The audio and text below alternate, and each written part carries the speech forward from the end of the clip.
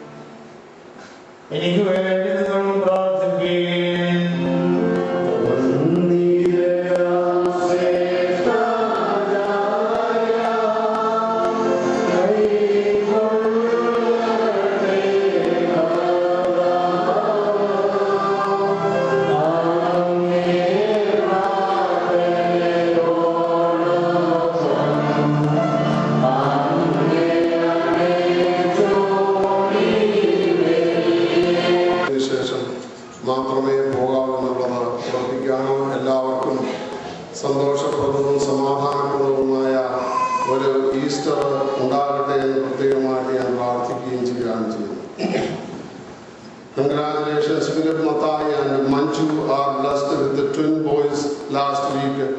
Special congratulations to that family.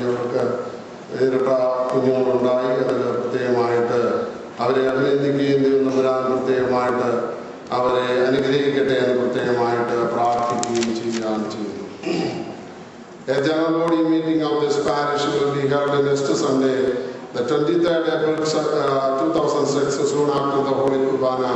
All eligible members are requested to be present at that meeting. They are active Kurbana session. It will be a general body meeting on the silver jubilee of our Hutchins priesthood. Or any other matters with the consent of the chair. And the jubilee periodium, or the name of the Kuchari can make it like Mediana. But the Nara Kuda and Nichetikin and they might all begin, allow participate in the Monterey Boga. MGOC, he was at the വലിയ നോമ്പ് അവസാനിക്കുകയാണെന്ന് കർത്താവിന്റെ ഉയർപ്പ് പെരുന്നാളോടുകൂടി നാം ഈ 50 നോമ്പിന്റെ അവസാന ഭാഗത്തേക്ക് വന്നെത്തിയിരിക്കുകയാണ്. ഈ വർഷത്തെ നോമ്പിനെ സംബന്ധിച്ച് സന്തോഷത്തോടുകൂടി പറയുവാനുള്ളതായ ഒരു സംഗതി, വളരെയധികം അനുഗ്രഹപ്രദമായിരുന്നു ഈ വർഷത്തെ നോമ്പ് എന്നുള്ളത് നമുക്ക് വിസ്മരിക്കുവാൻ സാധിക്കും. എന്തുകൊണ്ടും ഈ ഇടവകയെ സംബന്ധിച്ചും ഈ ഇടവകയെ ജനങ്ങളെ സംബന്ധിച്ചും അങ്ങേയറ്റം അനുഗ്രഹപ്രദമായ ഒരു നോമ്പായിരുന്നു. ഞാൻ പ്രതീക്ഷിച്ചതിലുപരിയായിട്ട് ശനിയാഴ്ച ദിവസങ്ങളിലെ സന്ധ്യാനമസ്കാരങ്ങളിലും അതുപോലെ തന്നെ ഞായറാഴ്ചകളിലും കാലിക ശുശ്രൂഷ മുതൽ ഇന്നത്തെ ശുശ്രൂഷ വരെയുള്ള ദിവസങ്ങളിലും നിങ്ങൾ ഒന്നടങ്കം വരികയും സംബന്ധിക്കുകയും വിശുദ്ധ കുർബാന അനുഭവിക്കുകയും വിശുദ്ധ കുമ്പസാരം നടത്തുകയും അനുഗ്രഹം പ്രാപിക്കുകയും ചെയ്തു എന്നുള്ളത് അങ്ങേയറ്റത്തെ സന്തോഷം ഉണ്ടാക്കുന്ന ഒരു സംഗതി.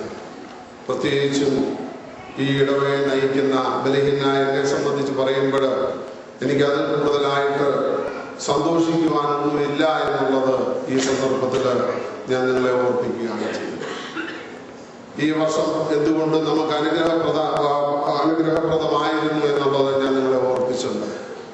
അഭിനന്ദനായ തിരുമനസ്സുകൊണ്ട് വ്യാഴാഴ്ച മുതൽ ഇന്ന് വരെയുള്ളതായ എല്ലാ ശുശ്രൂഷകൾക്കും കാർമ്മികത്വം നൽകി നമ്മെ അനുഗ്രഹിച്ചിരിക്കുക.